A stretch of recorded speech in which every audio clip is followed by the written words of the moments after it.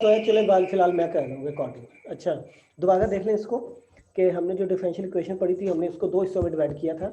एक आपके पास था फर्स्ट ऑर्डर डिफरेंशियल इक्वेशन, एक था आपके पास high order differential equation. First order में हमारे पास सेकंड चैप्टर बनता है और हाई ऑर्डर में आपके पास फोर्थ चैप्टर और सिक्स चैप्टर बनता है। फर्स्ट ऑर्डर में आपके पास इस तरह की टर्म्स थी, y dash d y d h, इस तरह की चीज़ें थी।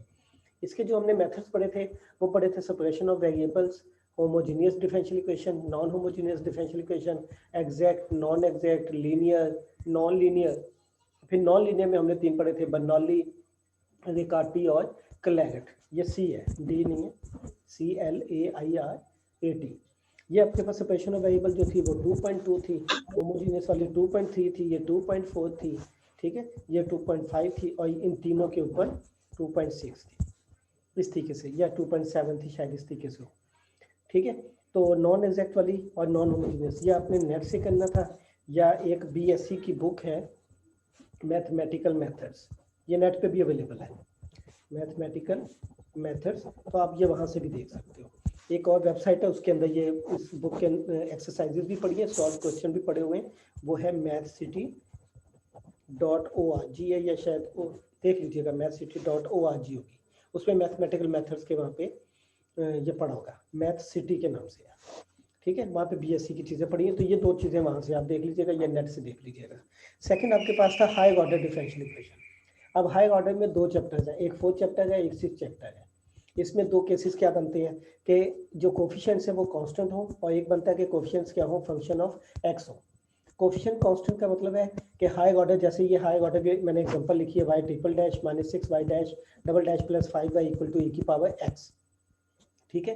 तो इसमें एक तो चीज़ नोटेबल ये है कि एक साइड, लेफ्ट साइड आपकी ऐसी है जिसमें आपके पास y और उसके डेरिवेटिव्स आते हैं। क्या चीज़ें आती हैं, y और उसके डेरिवेटिव्स आते हैं, और एक टर्म ऐसी होती है जिसमें y और उसके डेरिवेटिव्स किसी किस्म की कोई चीज़ नहीं आती, डिपेंडेंट वेरिएबल का कोई रेफरेंस इसके साथ नहीं होता। जबकि बाकी टर्म्स में क्या होता है, या तो डिपेंडेंट वेरिएबल आता है या उसके डेरिवेटिव्स आते हैं, ठीक है। अच्छा, y और इसके डेरिवेटिव्स की बात कर रहा हूँ, अगर तो y और उसके डेरिवेटिव्स के साथ जो कोफिशिएंट है वो कांस्टेंट है, तो ये चैप्टर 4 में चली जाएगी बात। और अगर इसके कोफिशिएंट्स क्या हो, x के फंक्शन हो, जैसे ये एग्जांपल लिखी है, x उसके y double dash minus 6x y dash plus 5y equal to 3x उसके। अब देखें इसमें y और इसके डेरिवेटिव, डिपेंडेंट वेरिएबल और उसके डेरिवेटिव्स के साथ देखें, जो x आ गया इसमें, यहाँ पे भी x आ गया, यहाँ पे भी x आ गया, यहाँ पे भी x आ गया, मगर x की पावर क्या है, 0। यहाँ पे जब बाकी में आएगा तो अंडरस्टूड है कि यहाँ पे भी होगा, मगर उसकी पावर क्या होगी, 0। तो ये आपका चैप्टर 6 बन जाता है, तो ये चैप्टर 4 है। अच्छा, अब हम चैप्टर 4 की तरफ आते हैं, क्योंकि हम तो चैप्टर 4 पढ़ गए, हम चैप्टर 4 पढ़ गए। अब इसमें आप देखें, इसको मैं दोबारा देखते हैं, यहाँ पे देखें, ये आपके पास है। अब यहाँ पे राइट साइड पे एक टर्म ऐसी है जिसमें न y है न इसके डेरिवेटिव्स है, ये हमारे पास जो टर्म कहलाती है ये नॉन होमोजीनियस पार्ट कहलाता है, this is called non homogeneous part, और ये वाला जो है ये कहलाता है होमोजीनियस पार्ट। यानी कि अगर ये चीज़ 0 आ जाए, अब ये इंपॉर्टेंट पॉइंट है कि अगर आपके पास ये चीज़ इससे आ जाए minus 6 y double dash plus 5y, अब चूंकि हम फोर्थ चैप्टर पढ़ रहे हैं तो फोर्थ चैप्टर में जो उसके y और उसके डेरिवेटिव्स होंगे, इसके साथ क्वेश्चन क्या होंगे, कांस्टेंट होंगे, एक्स वाली टर्म नहीं आएगी, ठीक है, सिर्फ कांस्टेंट्स होंगे। अब मैं चैप्टर 4 में सारी जितने भी क्वेश्चन होंगे उसमें इसके क्वेश्चन क्या होंगे, कांस्टेंट होंगे। ये चैप्टर 6 में चला जाएगा, जब हम पढ़ेंगे जब देखेंगे इसको, फिलहाल यहाँ पे है। तो अब मैं जितने भी एग्जांपल लिखता हूँ तो उसके क्वेश्चन क्या होंगे, कांस्टेंट होंगे। अच्छा, ये क्वेश्चन कांस्टेंट हो गए, और राइट साइड पे क्या आ गया, e की पावर x आ गया, ये इस तरीके से। अब अगर राइट साइड पे 0 हो जाए, y triple dash minus 6 y double dash plus 5y equal to क्या आ जाए, 0 आ जाए। अब दोनों में एक फर्क नजर आ रहा है कि y उसके डेरिवेटिव्स तो कांस्टेंट होंगे ही होंगे, क्योंकि चौथा चैप्टर है। तो ये टर्म ऐसी है जिसमें न y आता है न इसके डेरिवेटिव्स आते हैं, तो यहाँ पे ऐसी टर्म मौजूद होती है, जबकि यहाँ पे ऐसी टर्म मौजूद नहीं होती, ठीक है। अगर तो ये मौजूद हो टर्म तो ये कहलाता है नॉन होमोजीनियस डिफरेंशियल इक्वेशन, और अगर ये चीज़ इक्वेशन इक्वल टू 0 हो तो ये कहलाती है होमोजीनियस। अब देखें दोनों में फ़र्क क्या है, इनकी लेफ्ट साइड तो सेम है, इनकी दोनों की लेफ्ट साइड सेम है, राइट साइड पे फ़र्क आ गया है, ठीक है। राइट साइड वो है जिसमें ना y आएगा ना उसके डेरिवेटिव्स आएंगे, तो अगर तो राइट साइड पे 0 आ जाए तो ये होमोजीनियस बन जाएगी, और अगर इसके साथ कोई फंक्शन आएगा तो ये क्या बन जाएगी, नॉन होमोजीनियस बन जाएगी। अच्छा, इसके अलावा एक और चीज़ भी है कि इसको अगर आप देखें तो मैं इसको इस तरह भी लिख सकता हूँ, देखें इसको मैं लिख सकता हूँ d cube y over d x cube, ठीक है। इसको क्या लिख सकता हूँ, d cube y over d x cube, इसको क्या लिख सकता हूँ -6 d square y over d x square और +5y इक्वल टू ए की पावर एक्स। अब यहाँ पे 0 आ जाएगा तो होमोजीनियस बन जाएगी, ये वाली चीज़ आएगी तो नॉन होमोजीनियस, तो लेफ्ट साइड तो सेम ही है। अच्छा अब देखें, इसको मैं ऐसे लिख सकता हूँ, इसमें से इसको मैं y कॉमन ले लेता हूँ, d cube over d x cube -6 d square by D x square +5 और बाहर क्या आएगा y कॉन्स्टेंट, y जब अंदर जाएगा तो इसके साथ भी लग जाएगा, इसके साथ भी और इसके साथ भी, तो इक्वल टू क्या आया e की पावर x आ गया। अच्छा अब आपकी बुक में क्या किया हुआ है कि जब बीएससी या इंडियन ऑथर्स की कुछ बुक्स देखेंगे तो उसमें डी ओवर डी एक्स को कैपिटल डी लिया हुआ है और आपकी बुक में डी ओवर डी एक्स को एम के लिए लिया हुआ है। वो असल में इसलिए लिया है कि ये डी ऑपरेटर एक टॉपिक होता है, डी ऑपरेटर, तो वहाँ पे इसको डी लेना पड़ता है, और ये एम इसलिए लिया है कि ये d y over d x slope होती है, ठीक है, स्लोप जो होता है वो एम से लिखा जाता है, इसलिए इसको एम से लिखा गया। अच्छा अगर मैं एम से लिखता हूँ तो ये डी ओवर डी एक्स क्या होगा एम, तो D square over d x square क्या हो जाएगा एम स्क्वायर हो जाएगा, और D cube over d x cube क्या हो जाएगा एम क्यूब हो जाएगा। तो ये वाली इक्वेशन बन जाएगी M cube -6 M square +5 into Y equal to E की पावर एक्स, ये बन जाएगी। यानी कि अगर कोई भी डिफरेंशियल इक्वेशन हो, ये वाली कोई भी डिफरेंशियल इक्वेशन हो, तो हम उसको किस फॉर्म में कन्वर्ट कर सकते हैं, इस वाली फॉर्म में कन्वर्ट कर सकते हैं। और कैसे कन्वर्ट होगा, सिंपल वे है कि अगर थर्ड डेरिवेटिव है तो एम क्यूब लगा दें, सेकंड डेरिवेटिव है तो एम स्क्वायर लगा दें, फर्स्ट डेरिवेटिव हो तो एम लगा दें, कोई भी डेरिवेटिव नहीं तो जो कांस्टेंट है वो लगा दें, और बाहर क्या ले लें डिपेंडेंट वेरिएबल। तो अब इसको मैं इस तरह लिख सकता हूँ कि कोई भी डिफरेंशियल इक्वेशन है तो हम उसको इस फॉर्म में कन्वर्ट कर सकते हैं। अब जरा एक एग्जांपल और देखें, y double dash minus y dash -6y equal to 0। अब ये मेरे पास कौन सी है, होमोजीनियस है, कोफिशिएंट क्या है कांस्टेंट है, तो इसको m वाली फॉर्म में कैसे लिख सकते हैं, m square -m -6 into Y equal to 0। Double dash है तो m स्क्वायर, सिंगल डैश है तो m, और y अकेला है तो इसके साथ जो कांस्टेंट है, ठीक है। तो ये दो चीज़ें आ गई, क्लियर। अच्छा अब मैंने आपको अभी भी बताया कि अगर ये चीज़ ऐसे होती, ठीक है, ऐसे होती तो ये नॉन होमोजीनियस बन जाती, ठीक है, क्योंकि राइट साइड पे फंक्शन आ गए, इसके अंदर फंक्शन नहीं आ रहा, ठीक है, इक्वल टू क्या आ गया 0 आ गए, ठीक। अच्छा और दूसरी बात मैंने क्या बताई कि ये तो आपके पास क्या हो गई नॉन होमोजीनियस, और ये वाली क्या हो गई होमोजीनियस। होमोजीनियस में राइट साइड पे 0 है, और दूसरी बाकी हर टर्म में y या उसके डेरिवेटिव्स होंगे। नॉन होमोजीनियस में x वाला फंक्शन एक अकेले से पड़ा होगा, x वाला फंक्शन इंडिपेंडेंट वेरिएबल वाला, तो ये आपके पास नॉन होमोजीनियस हो गया, ये आपके पास क्या हो गया होमोजीनियस, ठीक है। होमोजीनियस पे जो आपकी एक्सरसाइज है वो 4.3 है।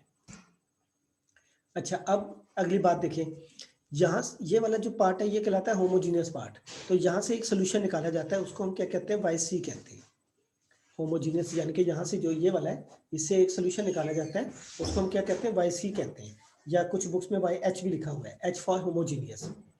सी जो लिखा गया ये लिखा गया कंप्लीमेंट्री की वजह से, इसको क्या कहते हैं कंप्लीमेंट्री सोल्यूशन भी कहते हैं, this is also called complementary solution. इसको कैरेक्टरिस्टिक सोल्यूशन भी कहते हैं, कैरेक्टरिस्टिक सोल्यूशन भी कहते हैं, इस वजह से भी सी कह सकते हैं। अच्छा और जो राइट साइड है इससे जो सोल्यूशन निकलेगा उसको हम कहते हैं पर्टिकुलर इंटीग्रल सोल्यूशन, नहीं कह सकते पर्टिकुलर इंटीग्रल सोल्यूशन, क्यों नहीं कह सकते वो मैं आगे जाके बता दूंगा। तो ये पर्टिकुलर इंटीग्रल, तो जो नॉन होमोजीनियस होती है उसमें दो सोल्यूशन निकलते हैं, एक कंप्लीमेंट्री लेफ्ट वाली साइड से और एक राइट साइड से निकलता है पर्टिकुलर इंटीग्रल, और इसको हम लिखते हैं YP से। जबकि होमोजीनियस में आपके पास राइट साइड वाली चीज 0 होती है, लेफ्ट वाली चीज मौजूद होती है, तो इससे जो सोल्यूशन निकलता है वो YC निकलता है, और YP 0 होता है। YP क्यों 0 होता है, क्योंकि यहाँ पे है ही 0, तो इसका तो सोल्यूशन एग्जिस्ट नहीं करेगा। और यहाँ पे नॉन होमोजीनियस में क्या होगा कि राइट साइड से सोल्यूशन निकलेगा YP और लेफ्ट साइड से क्या निकलेगा YC, और टोटल इक्वेशन का जो सोल्यूशन होगा पूरी इक्वेशन का, उसमें इन दोनों को हम क्या कर देंगे ऐड कर देंगे, और उसको कहते हैं जनरल सोल्यूशन। तो जनरल सोल्यूशन किसके इक्वल होगा YC प्लस YP के, किस केस में नॉन होमोजीनियस के केस में। और होमोजीनियस के केस में क्या होगा, राइट साइड तो आई नहीं गई, तो YP क्या हो जाएगा 0, तो क्या बचेगा YC, YP तो 0 हो गया ना, तो होमोजीनियस के केस में Y इक्वल टू YC जो होगा यही आपका क्या होगा, होमोजीनियस के केस में यही सोल्यूशन होगा। जनरल सोल्यूशन किसके इक्वल होता है होमोजीनियस में, Y इक्वल टू YC के केस इक्वल होता है, नॉन होमोजीनियस में YC प्लस YP होता है।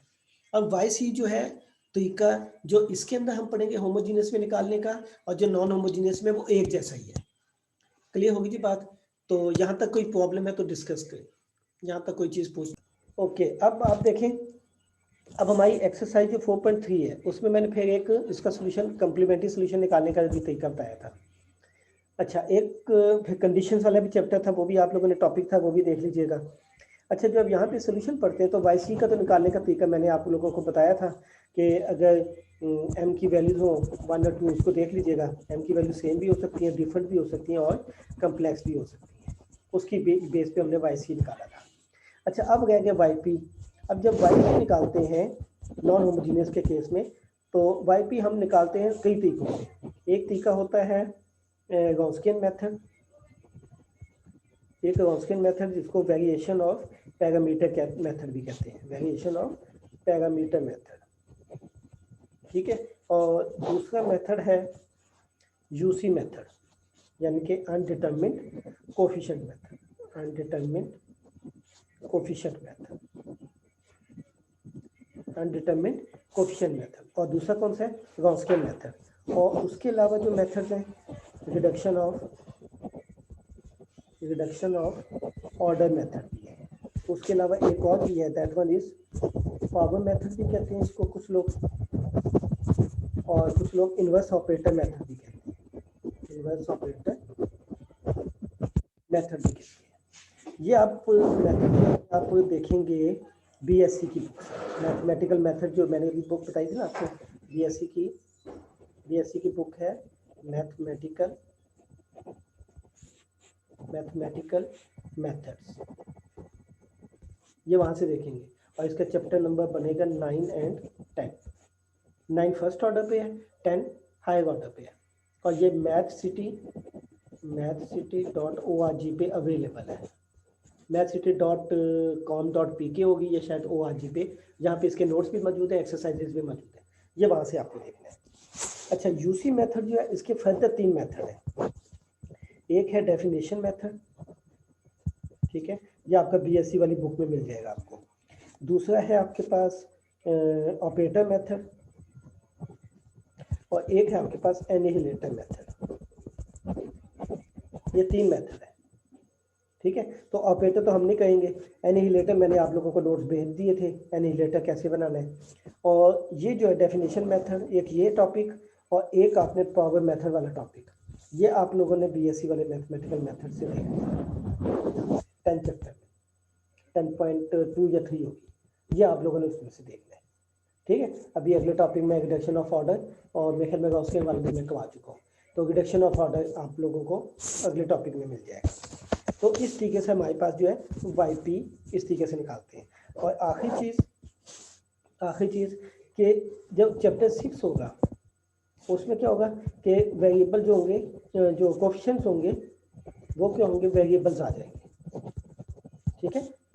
कोफिशिएंट्स क्या होंगे, वेरिएबल्स आ जाएंगे, ठीक है। अभी क्या था, अभी इसमें क्या था, जस्ट आपके पास जो थे वो कांस्टेंट्स थे। इसमें देखिए क्या फ़र्क है, ये भी नॉन होमोजीनियस है और ये भी नॉन होमोजीनियस है, दोनों नॉन होमोजीनियस है, मगर इनकी लेफ्ट साइड में फ़र्क है। इसकी लेफ्ट साइड में क्वेश्चन क्या कांस्टेंट, इसकी लेफ्ट साइड में क्वेश्चन क्या एक्स के फंक्शंस है। तो जो राइट साइड है इससे सोल्यूशन कौन सा निकलता है, वाई पी मिलता है, चाहे वो चैप्टर 6 है चाहे वो चैप्टर 4 है। तो चैप्टर 4 चैप्टर 6 दोनों में वाई पी निकलता है, और इसके वही मेथड है जो यहाँ पे है। तो जो मेथड हम 4th चैप्टर में ये वाले पढ़ रहे हैं, यही मेथड आपके चैप्टर 6 में वाई पी के लिए यूज होंगे। वाई सी चूँकि डिफरेंट है, तो जो मेथड यहाँ पे हम वाई सी का पढ़ेंगे वो अलग है, इसके लिए फिर हम सेपरेट पढ़ लेंगे। तो जब चैप्टर 6 करूँगा मैं, तो उसके अंदर सिर्फ इसका वाई सी निकालने का मेथड पढ़ाऊँगा, वाई पी आपके वही मेथड होंगे जो हमने यहाँ पे पढ़े, ठीक है। तो ये चैप्टर 4 और चैप्टर 6 की कहानी। अगर कोई आप लोगों को कोई चीज़ पूछनी है तो अभी पूछ लें।